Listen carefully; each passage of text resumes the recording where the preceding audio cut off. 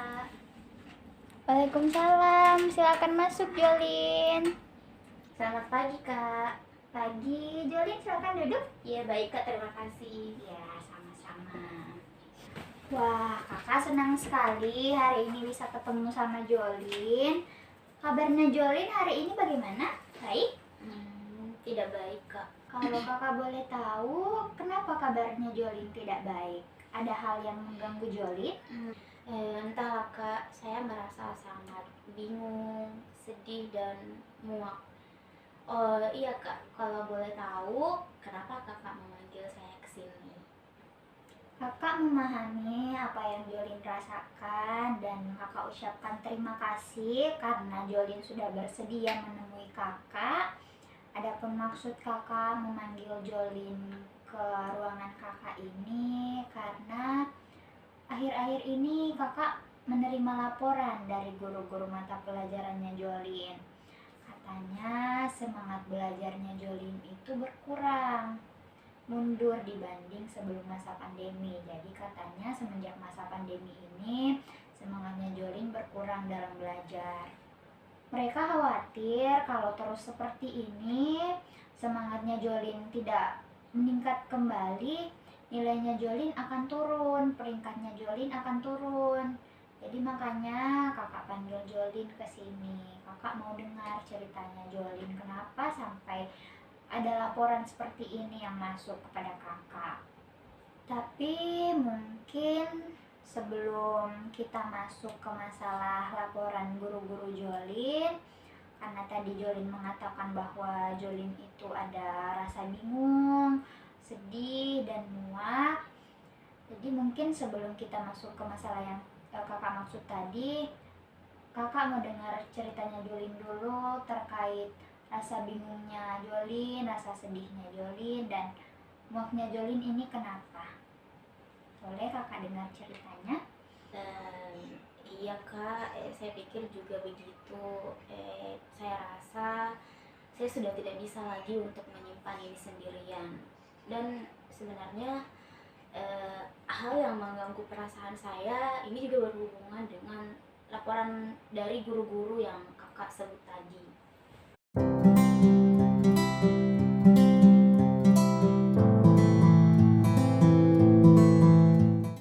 Oke, kalau seperti itu ternyata masalah yang kakak maksud yakni laporan dari guru-guru Jolin juga menjadi masalah yang Jolin maksud. Kalau begitu kakak mau dengar penjelasan Jolin tentang itu. Jadi Jolin boleh tidak ceritakan tentang hal tersebut? Iya, Kak, dengan senang hati Jolin akan menceritakan masalah saya. Namun sebelum itu, kakak Jolin ingin meminta agar masalah Jolin ini tidak diceritakan ke siapa-siapa, karena nanti Jolin bisa merasa akan semakin banyak masalah karena orang lain banyak yang mengetahui masalah Jolin kalau diceritakan. Oke, kalau begitu kakak di sini ingin mendengarkan ceritanya Jolin, ingin mendengarkan sejauh mana masalah perasaan yang mengganggu Jolin terkait permintaan Jolin, yakni tidak ingin masalahnya diceritakan kepada orang lain. Kakak jamin itu tidak akan terjadi karena Jolin di sini bisa bercerita tentang semua hal yang Jolin rasakan, semua hal yang mengganggu perasaan Jolin itu akan kakak jaga kerahasiaannya. Jadi Jolin di sini bisa tenang saja. Cerita Jolin tidak akan diketahui orang lain kecuali dengan persetujuan Jolin sendiri. Tapi mungkin sebelum kita memulai, sebelum kita melangkah lebih jauh, ada baiknya kakak dan Jolin sama-sama berdoa ya, supaya apa yang kita lakukan hari ini, layanan konseling kita hari ini itu bisa berjalan lancar dan diharapkan bisa membantu Jolin dalam menemukan jalan keluar terhadap masalahnya Jolin. Boleh ya? Iya. Oke, berdoa dimulai.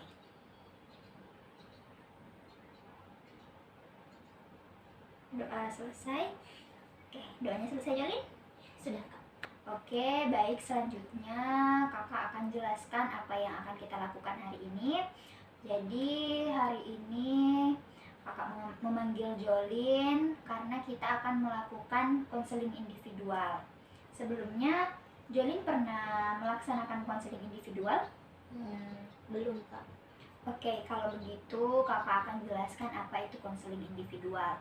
Jadi konseling individual ini adalah layanan profesional di mana nantinya Jolin akan bercerita tentang masalah atau perasaan-perasaan yang mengganggu Jolin sebagai konseling, dan kakak sebagai konselor akan berusaha membantu Jolin, akan berusaha menjadi pendengar yang baik untuk Jolin, dan membantu Jolin, mengarahkan Jolin bagaimana jalan keluar, sama-sama kita mencari jalan keluar yang baik dari masalahnya Jolin. Oke, jadi di konseling individual ini kita juga terikat asas-asas yang mana ada asas kerahasiaan, asas keterbukaan, asas kesukarelaan, asas kenormatifan, dan asas-asas lainnya. Jadi seperti yang kakak sampaikan tadi, di sini Jolin bisa menceritakan semua masalahnya Jolin, semua hal yang mengganggu Jolin, tanpa harus merasa khawatir akan beredar kemana-mana masalahnya. Karena di sini kita terikat oleh asas-asas yang kakak sebutkan tadi. Oke, apakah Jolin sudah mengerti apa yang akan kita lakukan hari ini? Iya sudah kak. Oke, sudah bersedia bercerita ya. Kalau begitu boleh kita mulai sekarang? Iya boleh kak.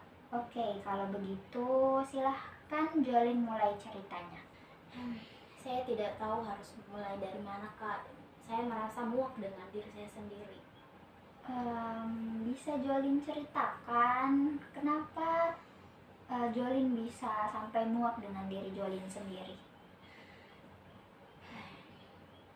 Bisa kak. Tidak apa-apa Jolin. Jolin bisa tarik nafas dulu agar lebih tenang sebelum memulai melanjutkan ceritanya lagi. Kenapa sampai Jolin bisa muak dengan dirinya sendiri? Oke, sudah merasa lebih baik? Iya sudah kak. Oke, silahkan dilanjutkan. Baik kak, jadi seperti ini. Sebenarnya saya juga merasakan bahwa memang semangat belajar saya berkurang di masa pandemi ini dibandingkan di masa-masa sebelum pandemi. Saya yang sebelumnya tidak memiliki HP Android dan menjadikan buku-buku sebagai teman saya, tiba-tiba karena tuntutan pembelajaran yang mengharuskan kita memiliki HP Android, itu merubah besar kebiasaan saya kak. Dari yang awalnya saya rajin belajar dengan buku-buku itu, tapi tiba-tiba teralihkan atensi saya dengan HP Android itu. Saya menemukan hal yang lebih menyenangkan dari sekedar membaca buku pelajaran dan belajar setiap harinya. Apa kakak boleh tahu apa yang Jolin maksud lebih menyenangkan itu? Ada banyak kak. Dari HP Android itu saya bisa bermedia sosial dan juga bermain game seperti itu kak. Oke, jadi di sini Jolin menganggap dari HP Androidnya ini menemukan hal yang lebih menyenangkan dari belajar itu adalah bermedia sosial dan bermain game. Oke, kakak tanyakan lagi. Alasan Jolin menganggap bermain media sosial dan bermain game lebih menyenangkan daripada belajar itu kenapa? Iya kak, saya beranggapan demikian karena bermain media sosial dan juga bermain game tidak membosankan, dan kedua hal itu juga merupakan bukan kegiatan yang monoton menurut saya. Dan dengan bermain media sosial dan bermain game, menurut saya bisa mendapatkan banyak relasi baru dari sana. Dan terlebih lagi untuk bermain game, rasanya saya sudah benar-benar tidak bisa lepas dari kegiatan tersebut.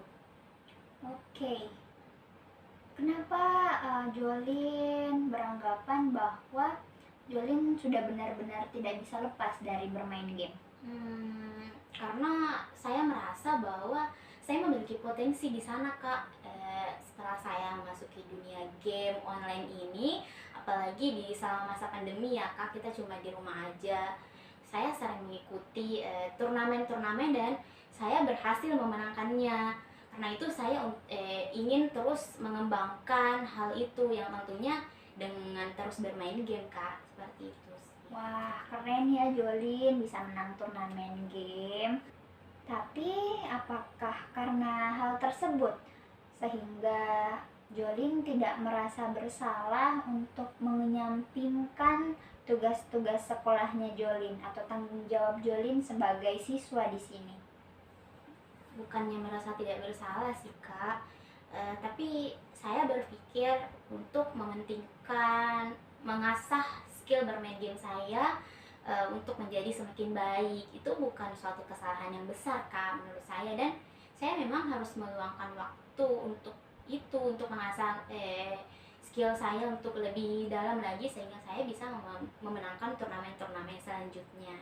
Oke, kamu di sini mengatakan bahwa bukan tidak merasa bersalah, tapi kamu juga mengatakan bahwa mementingkan untuk mengasah skill bermain game kamu itu lebih penting dan kamu sampai rela menyampingkan tugas-tugas sekolah kamu dan kamu rela meluangkan waktu lebih untuk itu. Oke, kalau kakak boleh tahu, untuk meluangkan waktu yang Jolin maksud itu ada tidak kegiatan yang seharusnya Jolin lakukan jadi tidak Jolin lakukan demi meluangkan waktu dan demi untuk mengasah skill bermain gamenya Jolin? Saya menggunakan hampir seluruh waktu saya Kak, seperti yang biasa selama ini saya lakukan untuk belajar dan mengerjakan tugas dari sekolah. Juga saya gunakan, tidak jarang juga ketika ada yang mengajak saya untuk bermain di jam istirahat, saya juga tidak keberatan sih Kak untuk menggunakan waktu istirahat itu. Menurut Jolin sendiri, apa yang Jolin lakukan itu, yang sudah Jolin jelaskan tadi, itu hal yang baik atau tidak? Kalau menurut saya sendiri sih Kak, ini bukan suatu hal yang buruk karena saya merasa senang dengan bermain game. Berbeda dengan kegiatan sekolah seperti belajar dan mengerjakan tugas yang menurut Jolin itu jadi sulit untuk dipahami semenjak pembelajaran daring ini berlangsung. Ini hanya membuat saya semakin stres dan sangat membosankan. Jadi ya mending Jolin bermain game saja. Jadi ya jelas itu menyenangkan Kak. Oke, jadi di sini bisa kakak simpulkan bahwa Jolin menganggap pembelajaran menjadi semakin sulit atau menjadi sulit selama masa pandemi ini. Dan untuk itu daripada Jolinnya stres, Jolin memilih untuk bermain game seperti itu. Iya Kak, seperti itu. Menurut Jolin sendiri, kalau ini terus-terusan berlanjut, semangat Jolin tetap seperti ini dan Jolin tidak berusaha untuk keluar dari masalahnya Jolin ini, apakah akan berpengaruh tidak dengan prestasi belajarnya Jolin, dengan nilai-nilainya Jolin di kelas? Itulah yang membuat saya sedih dan bingung Kak. Saya tidak tahu harus bagaimana lagi. Saya takut nilai dan peringkat saya turun, apalagi sudah ada laporan dari guru-guru. Tapi saya juga merasa sulit untuk lepas dari game karena itu yang membuat saya tidak stres dengan tugas, dan saya juga merasa saya memiliki potensi yang besar di sana. Kakak sangat paham dengan apa yang Jolin rasakan, tentang apa yang sudah Jolin ceritakan. Namun kakak di sini ingin bertanya, tolong Jolin jawab jujur ya. Ada tidak perasaan atau pernah terbesit di pikirannya Jolin untuk keluar dari masalahnya ini? Sangat ingin sih Kak. Saya ingin setidaknya kedua hal tersebut bisa seimbang dan tidak ada yang menjadi tertinggal antara bermain game dan mengerjakan tugas-tugas dari guru. Saya juga tetap ingin berprestasi di sekolah dan juga tetap bisa meneruskan minat saya dalam bermain game. Oke, bagus sekali Jolin. Kakak apresiasi setidaknya Jolin sudah ada keinginan untuk berubah. Jolin sudah paham tentang masalah yang Jolin rasakan dan Jolin sudah ingin untuk keluar dari masalahnya Jolin. Iya kak, saya sangat ingin bisa menjalankan keduanya dengan seimbang.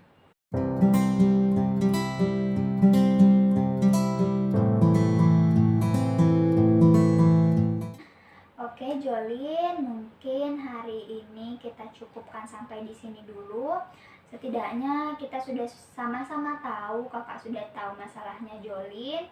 Jolin juga sudah menceritakan masalahnya dan sadar tentang apa yang sebenarnya menjadi masalah Jolin. Untuk selanjutnya kita akan sama-sama mencari tahu, mencari bagaimana jalan keluar yang terbaik untuk masalahnya Jolin. Namun karena kegiatan konseling kita hari ini juga sudah memakan waktu yang cukup lama, bisa kira-kira ya minggu depan kita jadwalkan kembali di hari yang sama untuk melakukan pertemuan kedua sebagai rencana tindak lanjut terkait masalahnya Jolin. Iya kak. Tapi mungkin untuk pertemuan yang kedua nanti kakak ingin memberi penawaran kepada Jolin, boleh tidak kita lakukan waktu yang lebih lama daripada hari ini? Ya boleh kak, boleh. Oke. Di pertemuan selanjutnya kita akan membicarakan bagaimana seharusnya Jolin bersikap tentang masalah ini, dan kita akan sama-sama mencari tahu apa yang menjadi jalan keluar terbaik dari masalahnya Jolin. Tanpa harus Jolin meninggalkan gamenya, tapi Jolin juga tetap bisa berprestasi di sekolah.